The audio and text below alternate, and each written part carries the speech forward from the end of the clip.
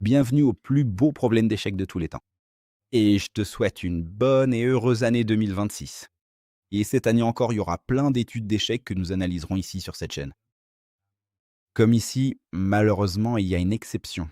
Le compositeur m'est malheureusement inconnu. Mais cela ne doit pas nous empêcher de profiter de la beauté de ce problème. C'est au tour des blancs. Les blancs peuvent gagner la partie. Et si tu trouves la bonne solution, n'hésite pas à mettre la vidéo en pause. Tu as eu la possibilité de mettre la vidéo en pause. Et si tu as pensé un peu naïvement, il y a simplement une dame en prise, je la capture et ça devrait être facile à gagner. Eh bien, non, dans ce cas, tu viens de faire patte, car le roi et les 2 pions noirs ne peuvent plus bouger. Le roi noir n'est pas en échec. C'est donc patte et la partie est nulle. Et ce qui est vicieux dans cette étude, c'est que tu as beaucoup de coups de tour différents, mais un seul est correct et ce n'est vraiment pas facile à trouver. Il y en a quelques-uns qui semblent très logiques, par exemple tour de C à D1.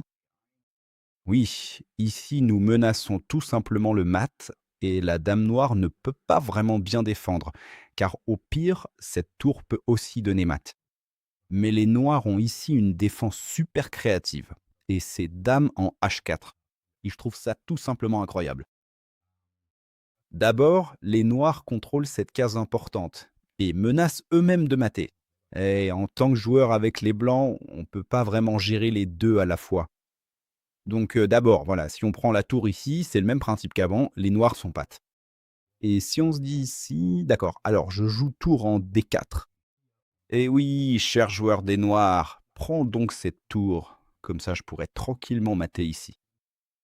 Oui, les noirs ne nous feront probablement pas ce plaisir, car ils seront assez malins pour prendre cette tour ici. Et la géométrie de l'échiquier permet alors aux noirs de contrôler la case importante H8.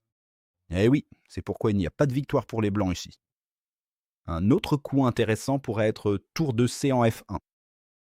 Et justement ici, menacé échec et mat, mais les noirs ont justement la possibilité, ici avec dame en G7, de contrôler les deux cases.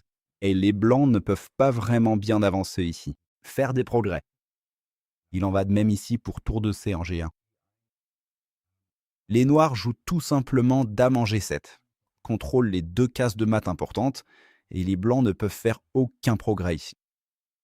Donc, à nouveau, si la prise a lieu ici, c'est tout simplement nul. Et maintenant, après de nombreux essais infructueux avec de mauvais coups de tour, nous arrivons enfin au bon coup de tour. Et c'est tour de C en E1. Alors, quelle est la différence maintenant? Tout d'abord, les deux cases sur lesquelles nos tours menacent échec et mat ne sont pas si faciles à contrôler en un seul coup par la dame. Et donc, les noirs doivent s'y prendre un peu différemment ici. Et les noirs le font en jouant la dame en G8, gardant ainsi tout juste le contrôle des cases, pour ainsi dire. Et oui, ce qui est embêtant aussi, si on regarde cette diagonale, c'est que les noirs menacent eux-mêmes également. Échec et mat. Autrement dit, avec les blancs, nous devons progresser ici tout en parant les menaces des noirs.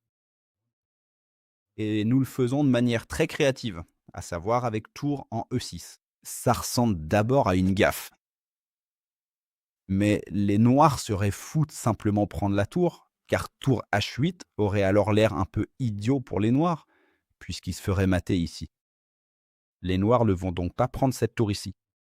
Et si les noirs jouent ici quelque chose comme dame en D8, simplement pour continuer à contrôler ces deux cases, eh bien, alors les blancs peuvent doubler les tours, tour en H8, et les noirs ont alors ils ont perdu leur menace de mat ici, ils l'ont abandonné volontairement, et c'est pourquoi les noirs perdent la partie.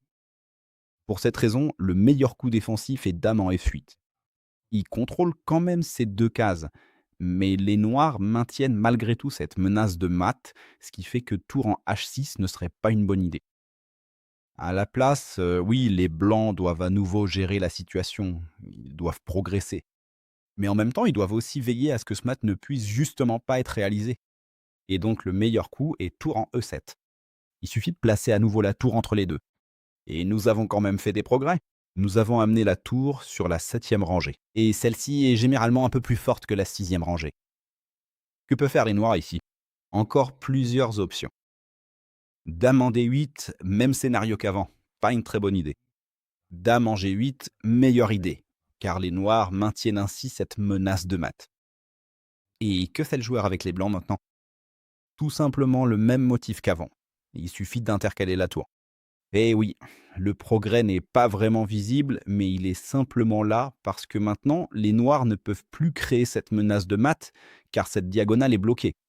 La case F8 n'est pas accessible à la dame, car la tour la contrôle actuellement. Et oui, d'accord, A8 ne fonctionne pas de toute façon, mais il n'y a aucune menace de mat pour les noirs ici, en vue. Les noirs doivent donc trouver une autre solution. Et comment s'y prennent-ils? Bien sûr, ils créent quand même une menace de mat. Dame en G7. Et voilà. Les blancs ont toujours le problème qu'ils ne peuvent pas, oui, ils ne peuvent pas mater eux-mêmes ici. Les noirs contrôlent ici les deux cases importantes et créent, si besoin, une menace de mat si la tour quitte la première rangée. Que font les blancs à la place? N'hésite pas à mettre la vidéo en pause à nouveau.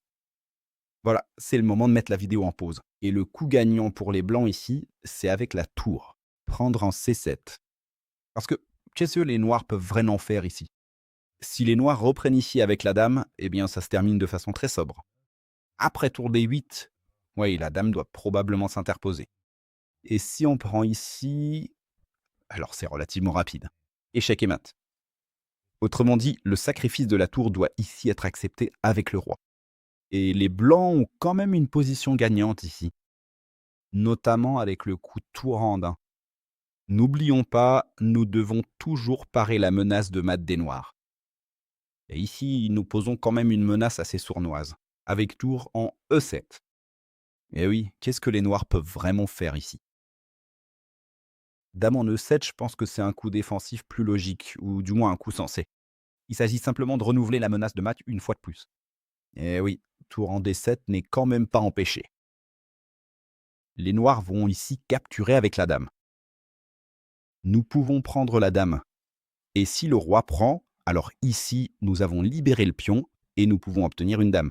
Et je pense qu'avec cette position, on peut faire confiance aux blancs pour remporter la victoire. C'était le problème du jour. Si ça t'a plu, n'hésite pas à laisser un like. Et j'ai mis un lien vers une vidéo ici, sur le côté. Clique dessus si tu veux, et on se retrouve dans la prochaine vidéo.